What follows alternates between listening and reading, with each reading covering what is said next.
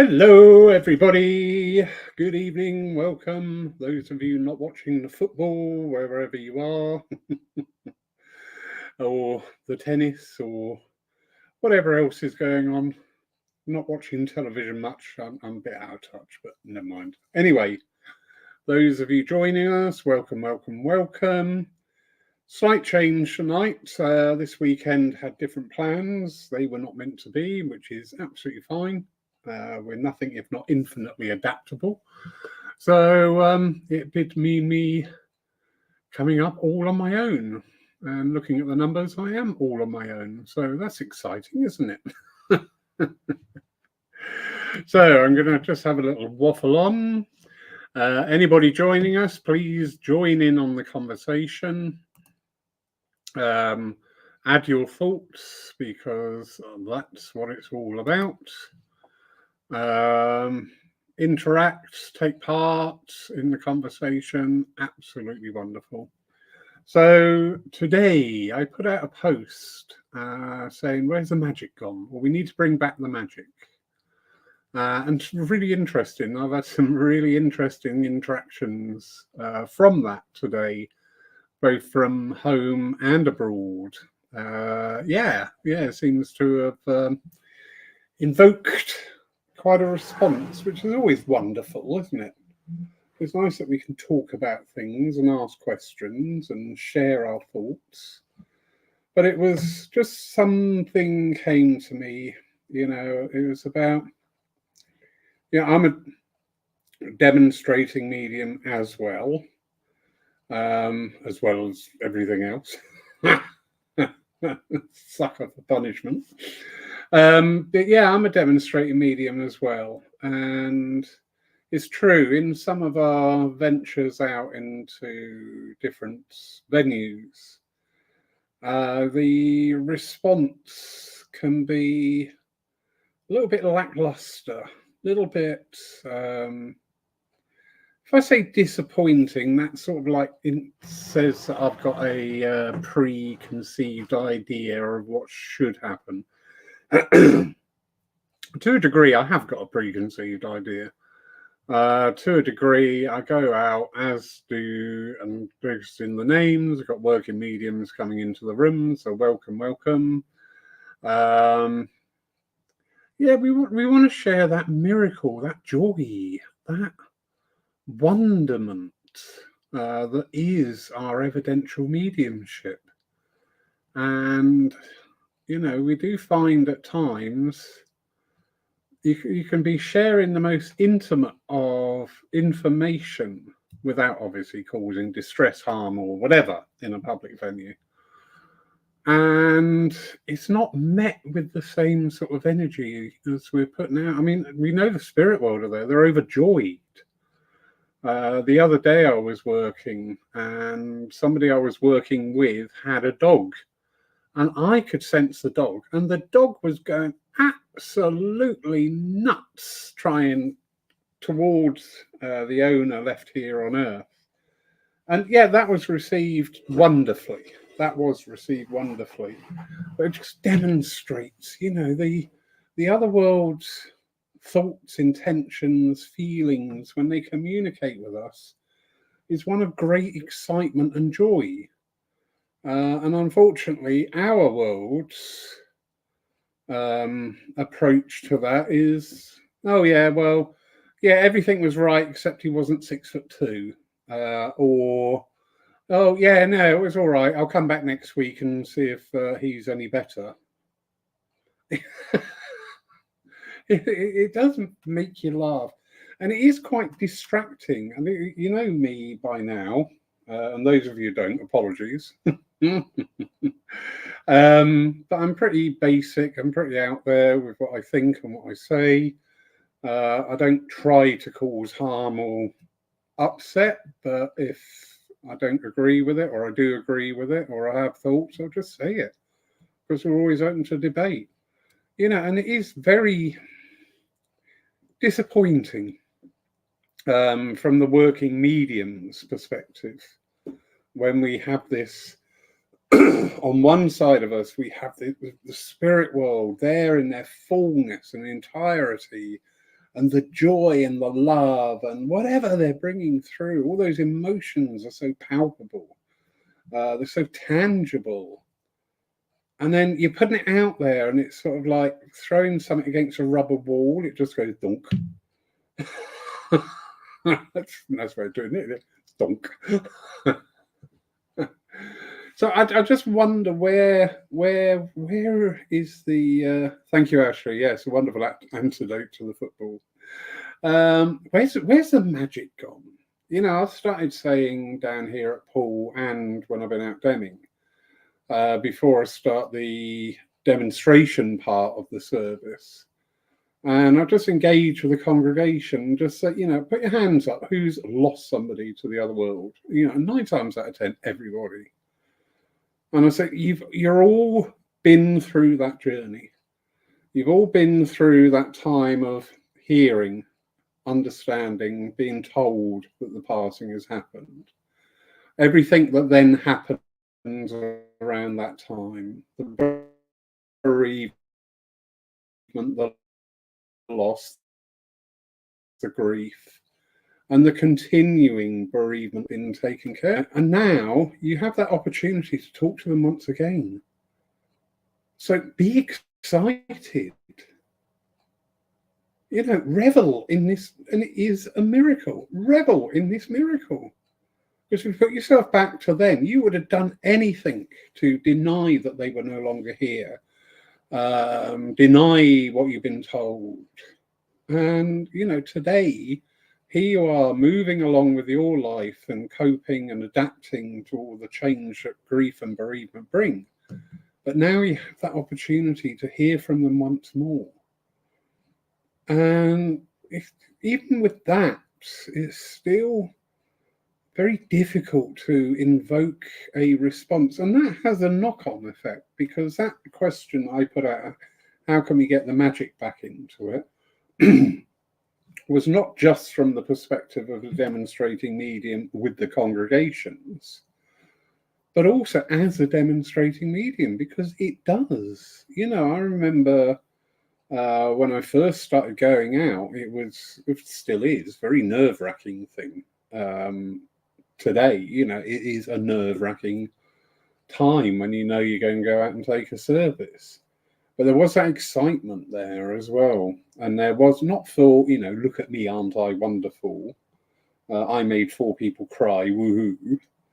But, you know, just for that joy of being in the company of the Spirit, because you know that once you are in that groove with your mediumship, once you are 1 foot in both worlds, lovely saying, you know, it's just wonderful. And then when you get some of the, you know, confirmations either during or after the service that, you know, you said something which you probably attach no real value to, but actually there's this whole story and whole thing to it which has meant the world to the sitter.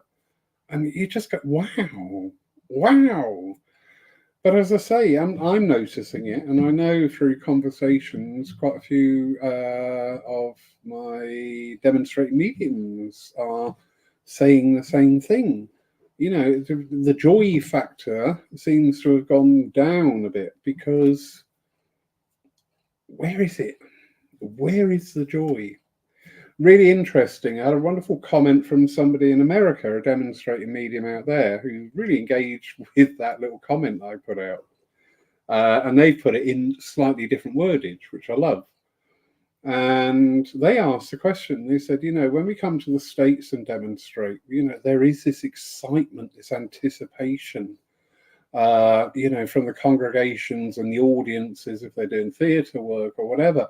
You know, and it really does. You walk out and you go, wow, you know, I'm going to meet this energy full on and more, because, yeah, you're all here. So is this a UK thing? And I thought, well, that's a really interesting question. That is a very interesting question. A lot of our friends now over in Europe, we know that spiritualism is still fairly new in Europe, because there are no churches, there are no centres out there, not being a recognised religion. So it hasn't got the presence and the publicity that we see in the UK.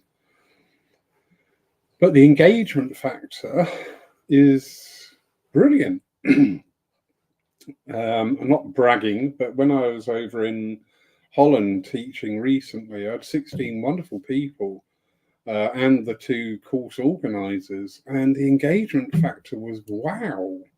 And it wasn't just in the teaching aspect, like the classroom scenario.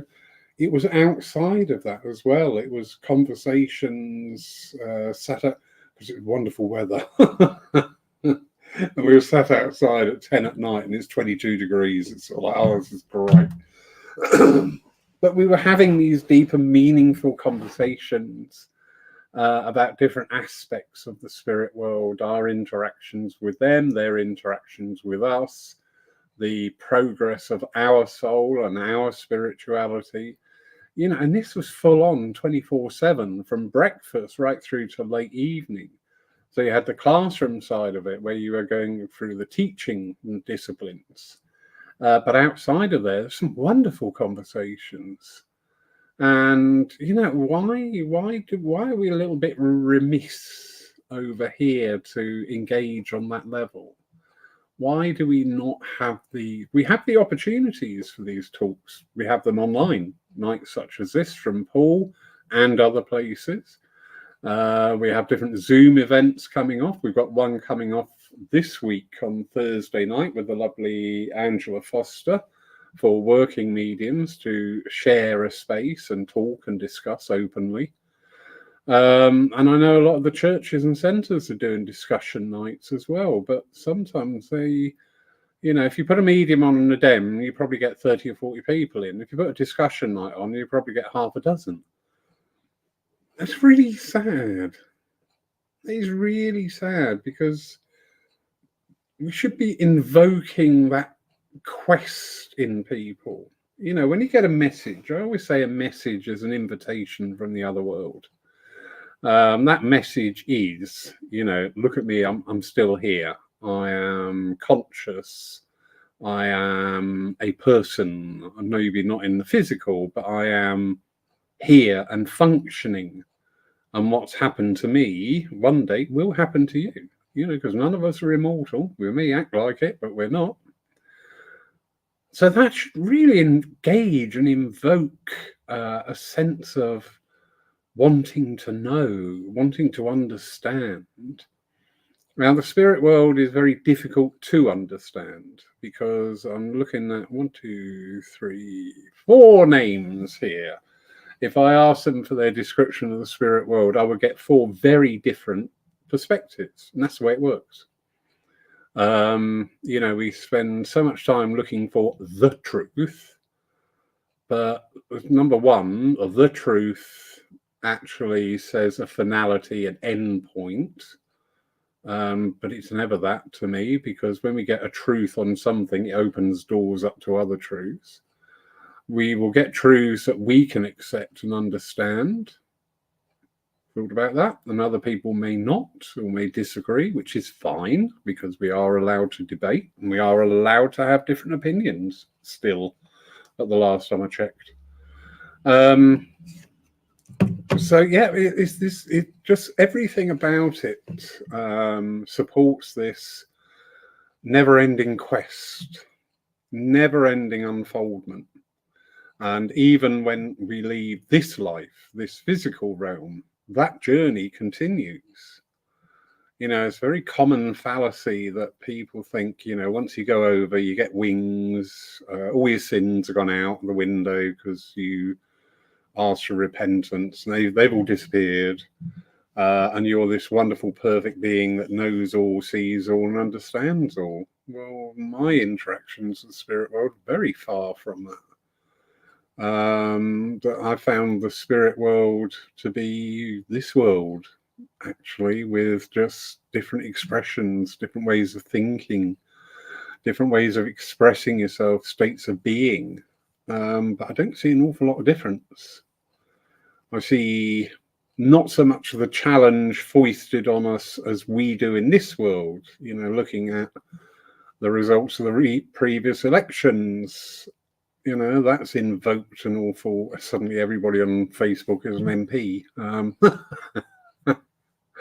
The football tonight, the different teams, different countries, the nationalism coming in and things like that.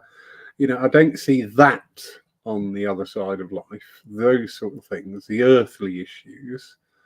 But I do see these schools of thought, of thinking, of experiment, of trying things. It was, who was it? An American medium. He saw the spirit world as a place of teaching and learning for children. That's where the Lyceum movement came from.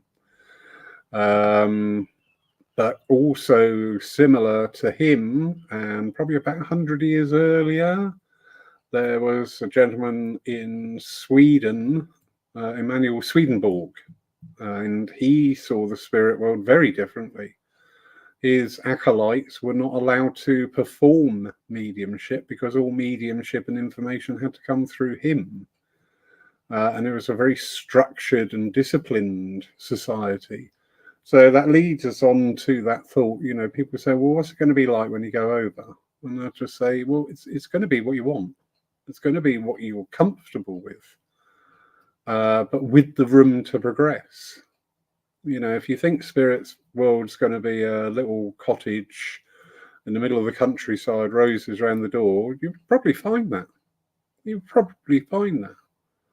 But sooner or later, you're just going to realize that actually you don't need that, because you are free of the limitations and the restrictions of the physical world. So the need for a bed and a need for a roof over your head and need for a table with food upon it will evaporate and disappear. And then the need for that house will disappear because you'll progress. And this is only my thoughts and feelings on that. I heard a wonderful description many years ago from one of my wonderful mentors, Molly Clay. And she used to engage in trance mediumship, and they were always wonderful to be a part of, to listen, to feel that atmosphere. And somebody asked her communicator that question, what's it like over there? And he came back and he just said simply, let me put it this way. He said, I stand here and I look around me and all I see is beauty and the wonders of nature. The fella stood next to me only sees discourse and upset and enmity. And I thought, wow. I love that. Because I think sometimes we try and put too much of the physical world on the spiritual world. There was a post the other day and I did sit there giggling and thinking, what are you lot thinking of that? And somebody said that their guide couldn't come through that day because he had to go out and do something. And I'm just like, really? He had to go out and do something. What do you have to do? Go to Asda? What's going on there then? So yeah. What else? It's like you hear some things, and this is part, I think, of the issue. Our terminology has got very fuddled over the last 20, 30 years. A lot of our belief systems, we hear something, we believe it without questioning. I was told if you didn't want a spirit to come to you, cross your legs. I have no idea why. I have no idea of the logic behind it. I just find it very odd that by simply crossing your legs, that spirit won't come to you. There's nothing of the intelligence of the spirit world knowing that you don't want them to come through, so I'm not going to, What else? Oh dear. Opening up and closing down your chakras is always a famous one, isn't it? And you can't close down your chakras because if you do, you die. We just built up this really strange litany of things. I don't know if it's just politeness or maybe a fear of appearing ignorant that we don't question some of these things when we're told it. We don't know, why is that then? We just, oh, okay, and we take it on. And the thing is, 10 people hear it, 3 people will take that on and repeat it. So it then becomes a fact. Was it a hole in your aura? I just sometimes I have to go out in the garden and play with the cats when I hear things for a while and then come back to it. But anyway, thank you for joining in there. Lovely Emily Major. I gave a message to a man from his dad in spirit. His dad said he put you up there. Drew close to his son when he was reading because he felt inspired by his thoughts. I think that's lovely that spirit are also inspired by us. Yeah, I agree, Emily.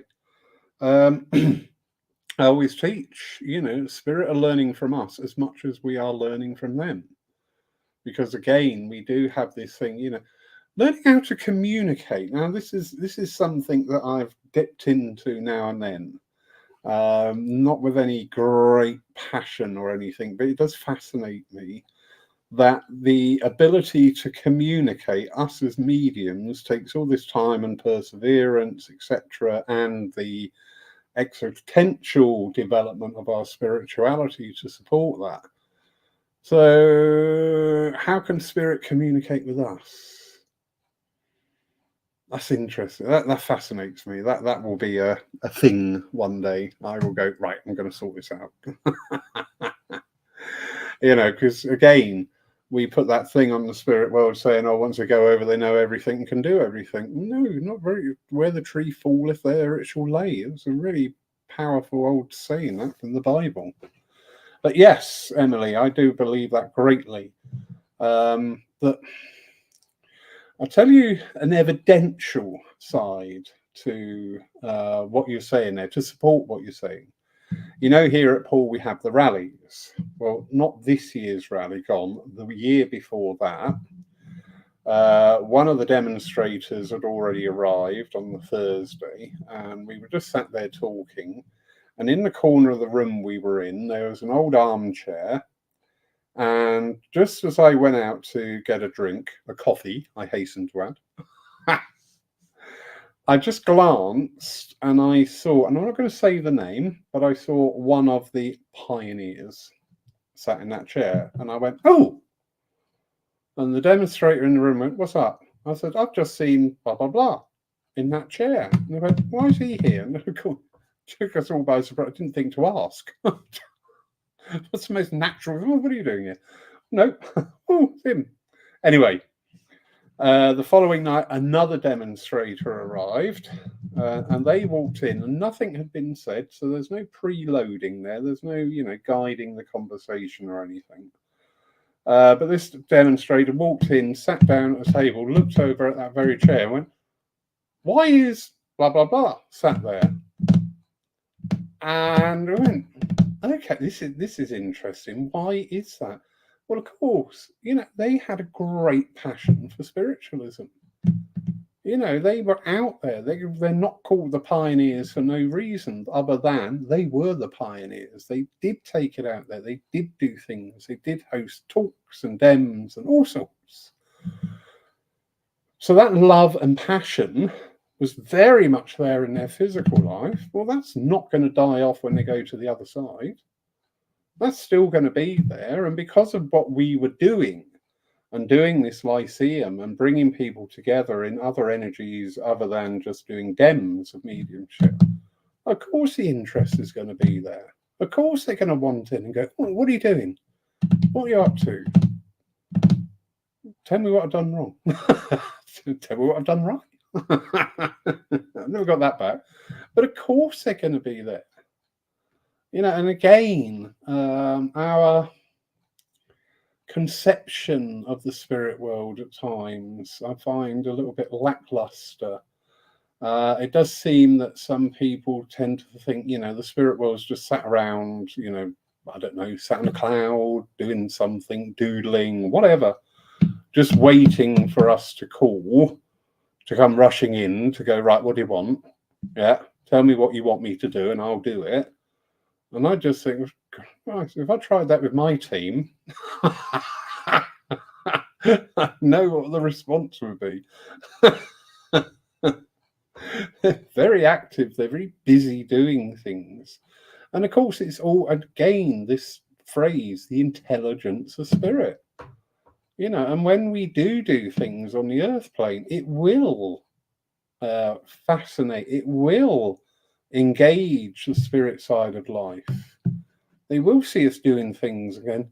That's really interesting. Or, oh, you might want to think about that one. Or, oh, we like this. We want to see more of this. So, yeah, definitely, Emily.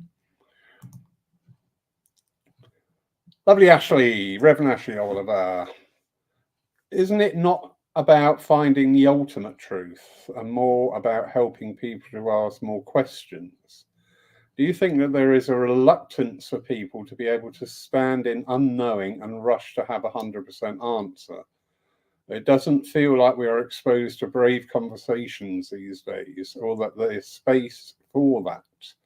You asked where the magic was, and I wonder if we are too concerned with forcing the ta-da moment. Yeah, really insightful. Thank you, lovely Ashley.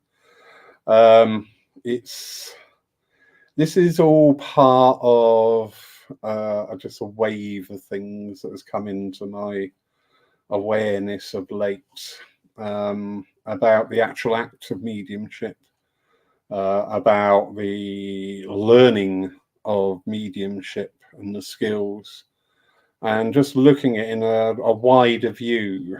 Are we focusing too much on the mechanics of mediumship?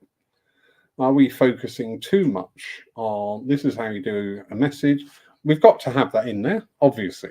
We have to learn how to evolve our mediumship.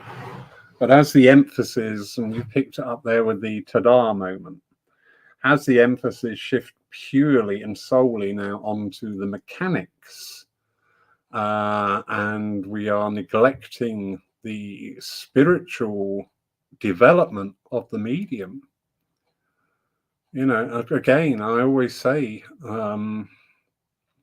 mediumship is a faculty, pure and simple. This is my version of it. I know everybody's got their own versions of it, and everybody is right in their opinion for them at this time, as I am for me at this time. But to me at this time, mediumship is a faculty. It's like driving a car. And we all know we get good car drivers, bad car drivers. But if you extend that thinking on, then if you learn to drive a car, you could then learn how to drive a bus. But if you were going to drive a bus, you would then have to learn how to manage the passengers, how to interact on a public basis, customer service, and all these other aspects coming in on that faculty of driving. Now, I apply this, you know me, I like simple things that I can see because I'm simple. Simple. When we apply that thinking to our mediums developments, it is one thing to teach people to extend their awareness, to be in the shoes of the spirit, whatever our techniques are. Every lock has a key. So wherever we teach, sooner or later we will touch one person, and this is how it all works. It's just wonderful. But again, is that emphasis missing? What it's going to mean to you as a person. This should be developing your spirituality. You are engaging in a divine act.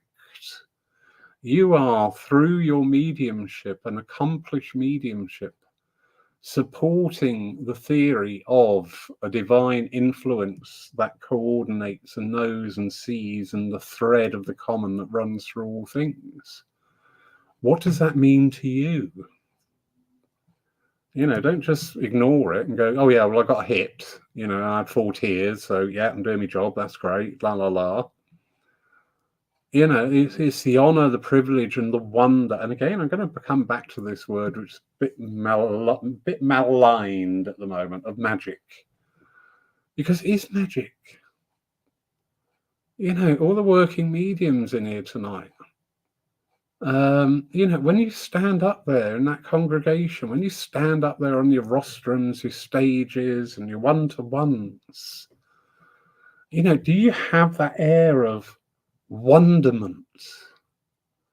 Do you have that air of excitement? Or do we get governed by, okay, right, I'm doing the cert, so I've done the communicator, evidence, reason. Oh, yeah, I need to tie up now. Right, next one in. And lost that element of engagement. That's interesting. I'm going to work on that. Yeah, lost that element of engagement. And again, the wonderment, the wow. Being that child again. Being that, just being in that moment and just going, thank you, that was beautiful.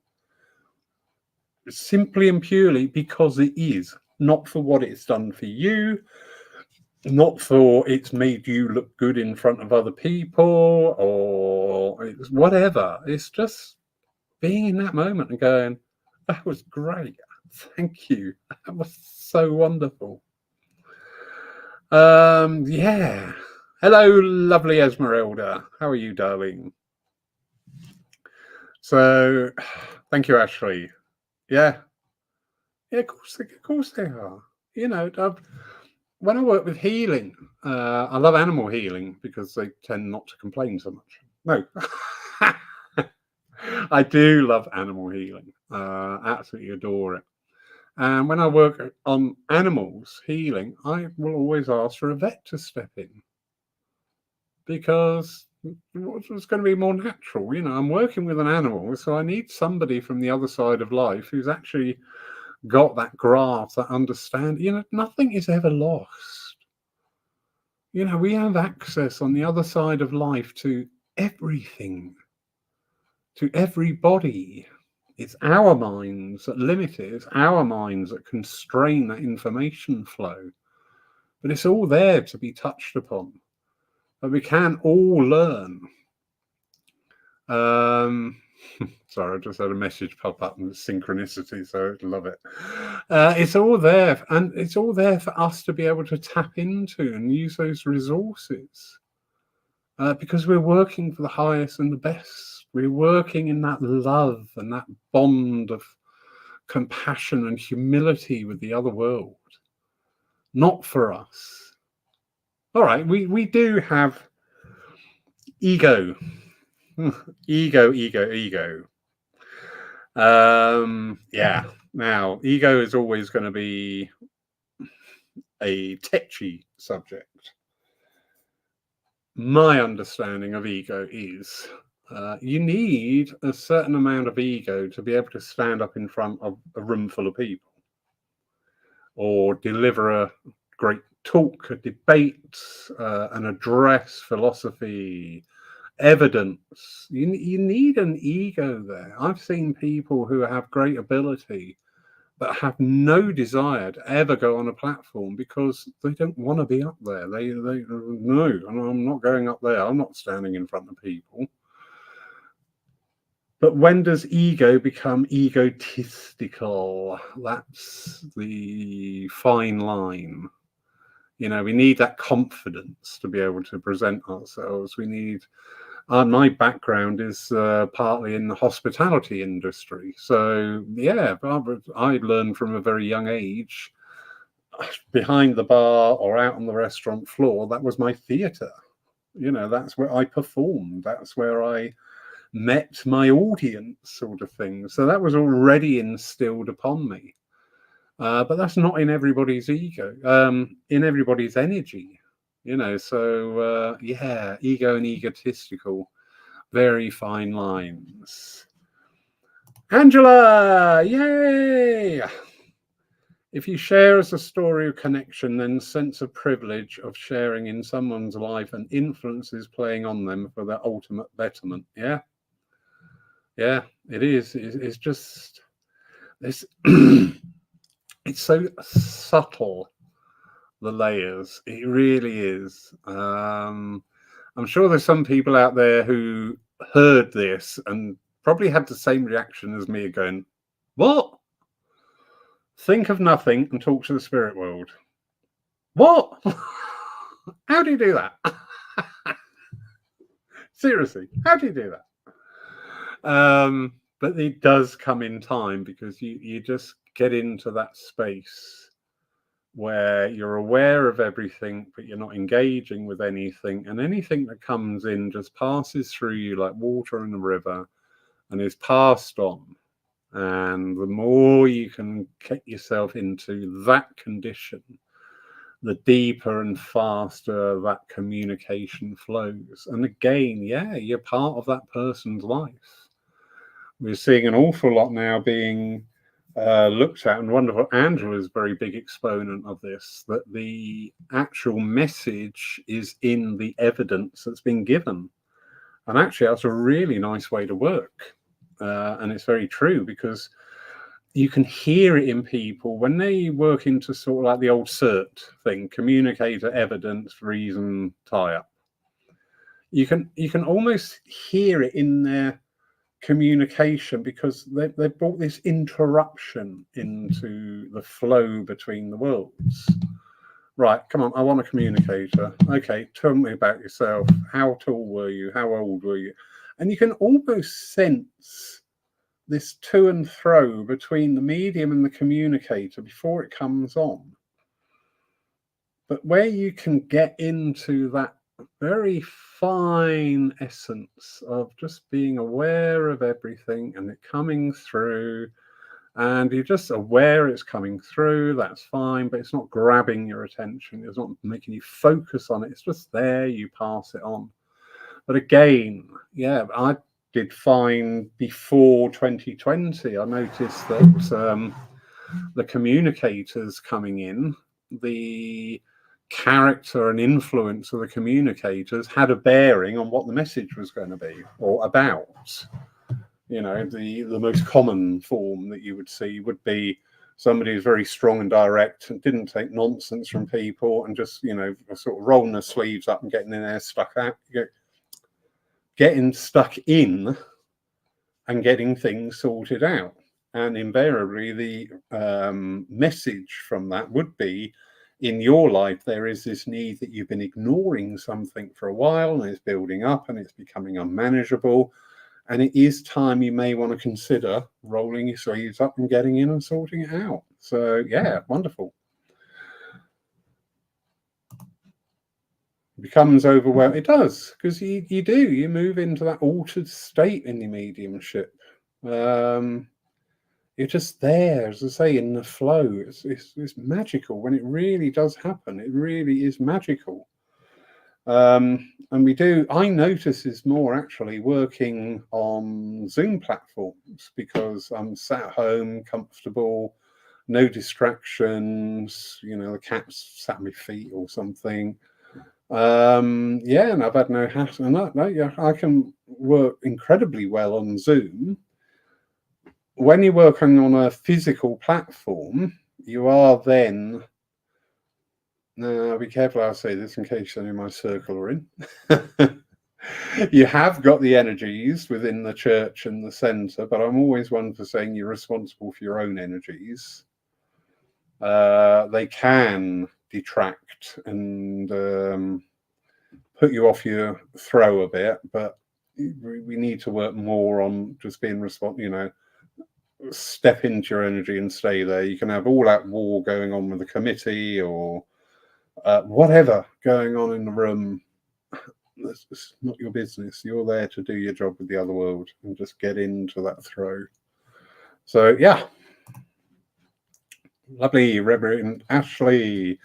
Reverence. That is what you're describing to me. That is what the Reverend designation means to me. The reverence designation means to me having a total reverence for life and for the sacredness of our existence. Reverence for the holy act of being a bridge between people.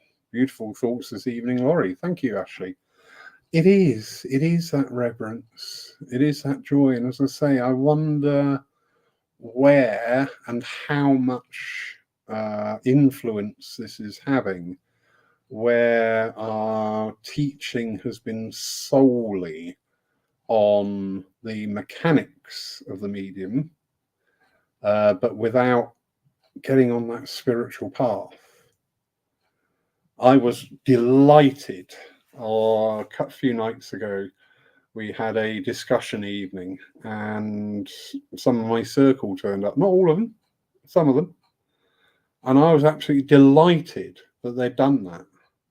You know, that meant the world to me, because this is what, to me, I know we live in a fast world. I know times dictated by work and family and commitments, etc. But to me, there is that need to invest in yourself, not just the act of pulling a message out the air. You know, I hear people, and I have it, I've had approaches from people saying, oh, I want to do a service at your place, and think, in the background my bells start going off. Okay, yes, that'd be interesting. I don't do prayer and I don't do philosophy. And I said, well, you can't do a church service then, because that simply is, it's not only part of the church service, it's part of you.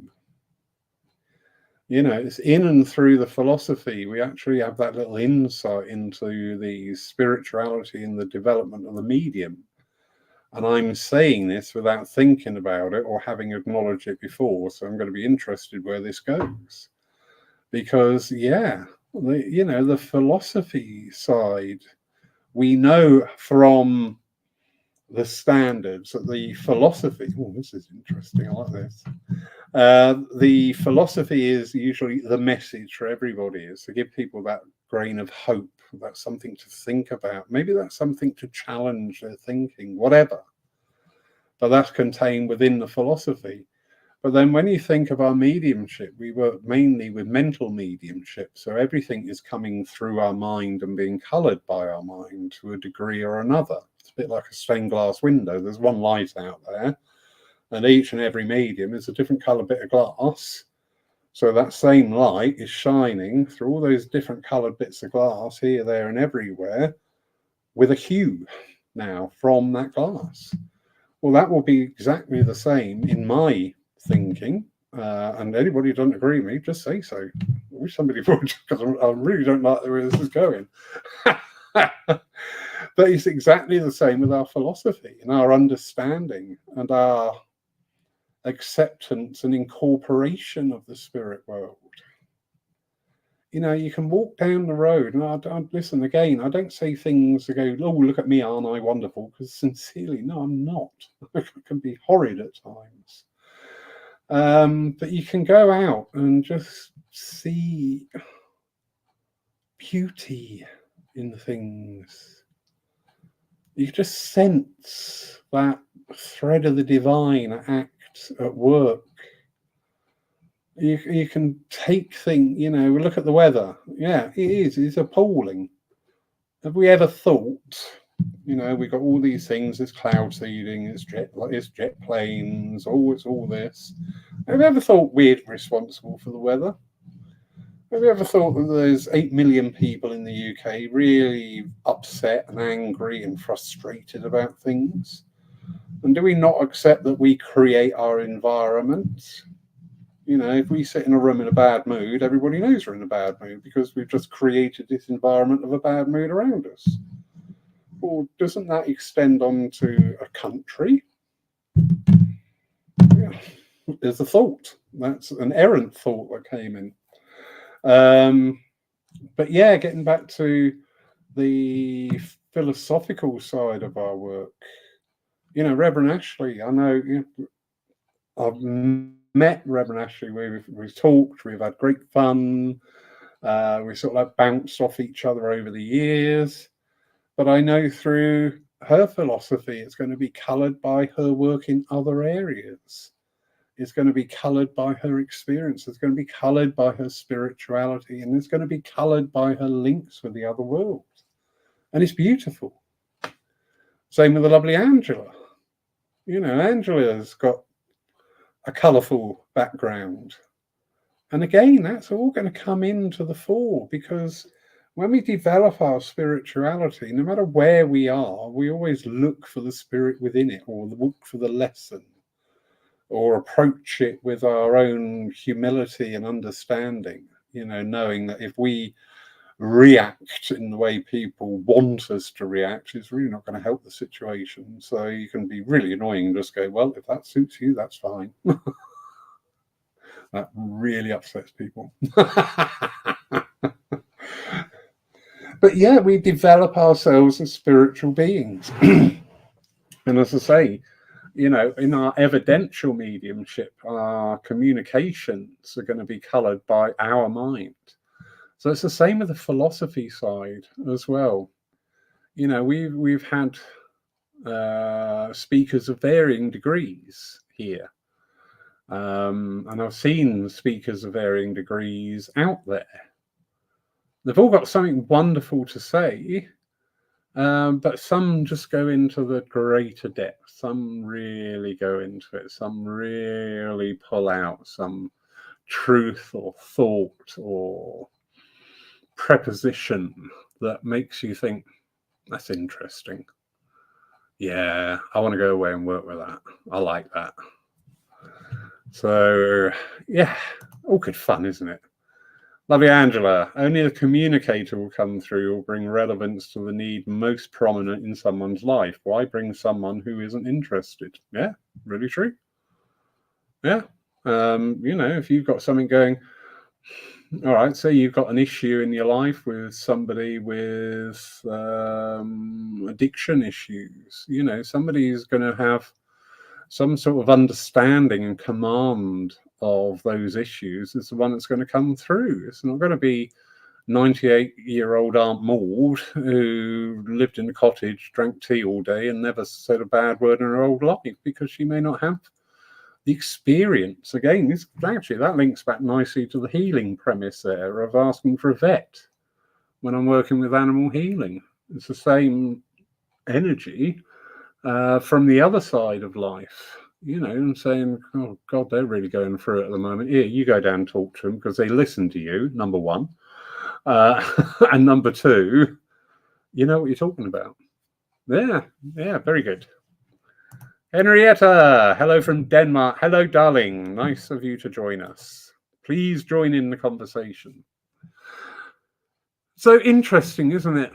And what I find really interesting is the things that thought seem to go around the globe now, supporting this "we are all connected" theory.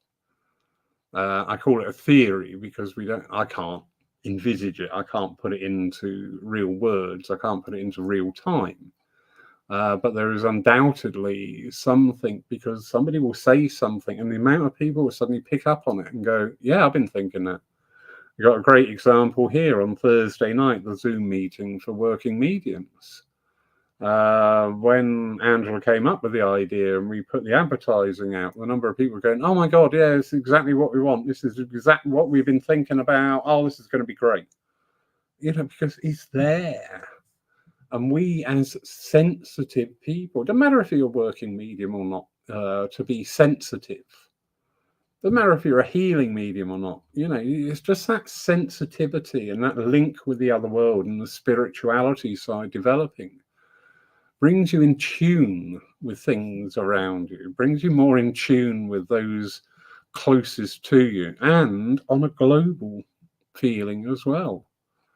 You know, I've had very similar conversations about politics and things with America, with Australia and with Holland recently, all saying the same things. Different players, different parties, same energies, but we're all picking up on it. So it is fascinating, absolutely fascinating. So how do we get the magic back? Now, that's the $64 million question. How do we do it? Anyone got a wand they can wave? That'd be lovely. No, I think I think it is down to us as working mediums, as organisers of DEMs, of churches and centres, whatever, however our part plays out in this. And it's to reinvigorate that joy. You know, I used to go to an open platform somewhere, and the person that presented it would come out week on week going, "Come on then, who's going to do the opening prayer?" Well, you do know, every time we went, it was just like the kiss of death on the evening. It seriously was. And it left an imprint as well.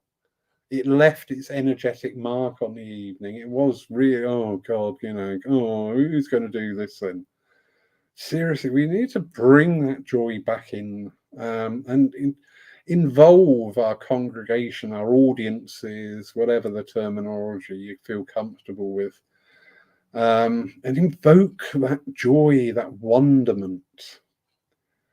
That child, it is like childlike eyes, isn't it? It's looking at things again as children and going, that was really good.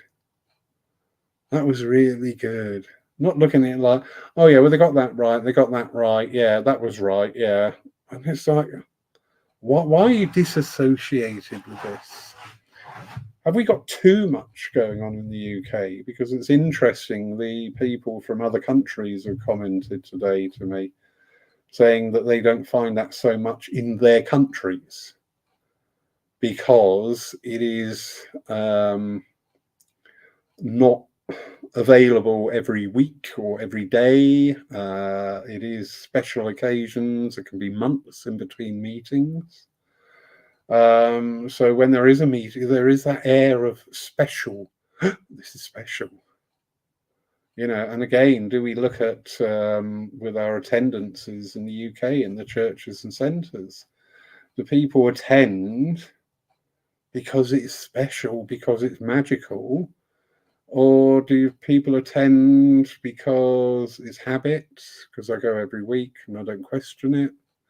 Or do people attend because, oh, I've heard this medium's really good, so I'm going to see for myself? Or the last time they were here, they gave me a really good message. I'm going to go back and hopefully I'll get a better message this time. You know, where is that nub, that real hard truth underneath all the baggage that we place upon it, you know, of the spirit world saying, cheer up, I'm alive, and so will you. So will you too.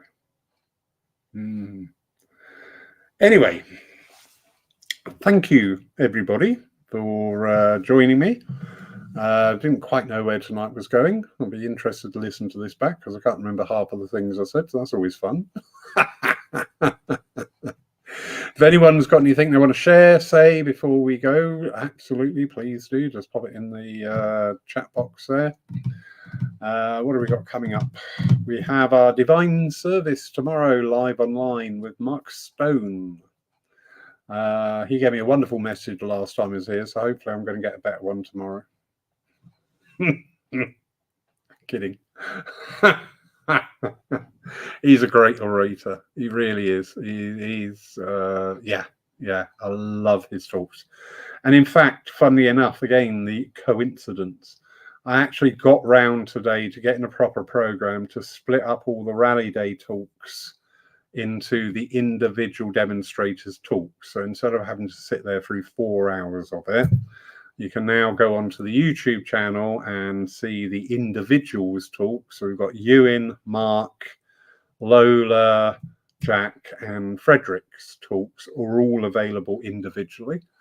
And funnily enough, Mark's talk, actually, I was listening to it today as I was downloading it, and I went, yeah, that's what's going on in my head at the moment. This is really interesting. So I've put that one out as a podcast. So the notification for that will be coming up on the church Facebook page, YouTube channel, and is out there in Amazon and Apple and all sorts of funny platforms. Really interesting talk, really interesting. Very similar thoughts to tonight's talk. Much more in depth from a different angle, but yeah, fascinating. So, thank you, everybody. I've enjoyed tonight. I quite enjoy these one-offs like this, just me, myself, and Irene. I'm not sure what's happening next week because we have an in-house meeting going on next Saturday. So there may be somebody out there to volunteer to host the Lyceum next week, Jack. If not, I'll put a pre-recorded one on. But we've got the wonderful Sandra Atheris down from London next week, so that's going to be a lively evening. But anyway, yeah, online we have the Divine Service tomorrow. That's at 11 a.m. BST, and that's on Facebook and YouTube. And okay, Leslie, I've had problems with messages. I'll have a look through that, darling. Thank you. Also, on Thursday night, we have a Zoom meeting for working mediums to come together and talk. So, yeah, anyway, have a wonderful evening, everybody. Take care, lots of love, and we will speak again soon, no doubt.